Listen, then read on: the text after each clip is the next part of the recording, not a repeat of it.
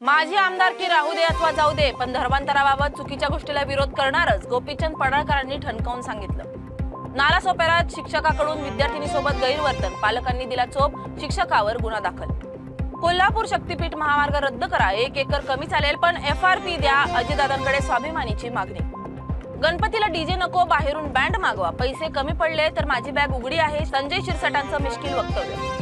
Best पतपेढीच्या निवडणुकीतील भोपळा frame करून पाठवणार आशिष शेलारांनी ठाकरे बंधूंच्या जखमेवर मीठ चोळलं। वसई विरार आणि मुंबई परिसरात पाऊस, अधूनमधून पाऊस पडत असल्याने जनजीवन विस्कळीत, प्रवाशांची तारांबळ। उरण येथील भाऊचा धक्का, सागरी मार्गावर अपघात, नौदलाची स्पीड बोट प्रवासी लॉन्चला धडकली, अपघातात 10 प्रवासी बचावले। मुंबईतून गणेश भक्तांसाठी राजकीय पक्षांची मोफत बस सेवा, सुमारे 500 बसेस रवाना, मनसेच्याही 53 गाड्या।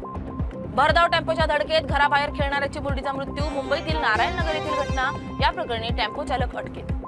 भाविकांच्या ट्रॉलीला कंटेनरची धडक, उत्तर प्रदेशातील बुलंदशहर येथील घटना, 8 मृत्युमुखी तर 43 जण गंभीर जखमी।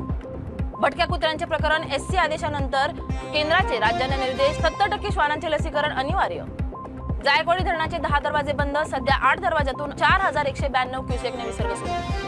नागपूर जवळचे सातनवरी गाव झाले देशातील पहिले स्मार्ट इंटेलिजंट गाव, मुख्यमंत्री फडणवीस यांच्या हस्ते उद्घाटन। सिंधुदुर्गातील सावंतवाडीमध्ये गणेशोत्सवाच्या खरेदीसाठी बाजारपेठेत मोठी गर्दी, अधिक गर्दी होण्याची शक्यता लक्षात घेऊन पोलिसांचा बंदोबस्त तैनात। ग्रेटर नोएडाच्या निक्की हत्या प्रकरणात पोलिसांकडून आता सासऱ्यालाही अटक, यापूर्वी पोलिसांनी दीर, पती आणि सासूलाही अटक केली होती।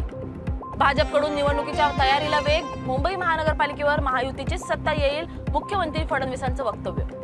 वाहतूक कोंडी टाळण्यासाठी AI तंत्रज्ञानाची मदत, मुंबई गोवा महामार्गावर पोलीस प्रशासन सज्ज। बुलढाण्यात लोकशाही अण्णाभाऊ साठे यांच्या 105व्या जयंतीनिमित्त संकल्प मेळावा, मेळाव्यात साहित्यरत्न पुरस्कार सोहळा संपन्न। विद्यार्थ्याला वाचवताना शिक्षकाचा बुडून मृत्यू, वेरूळ लेणीतील परिसरात जोगेश्वरी कुंडाजवळ दुर्दैवी घटना।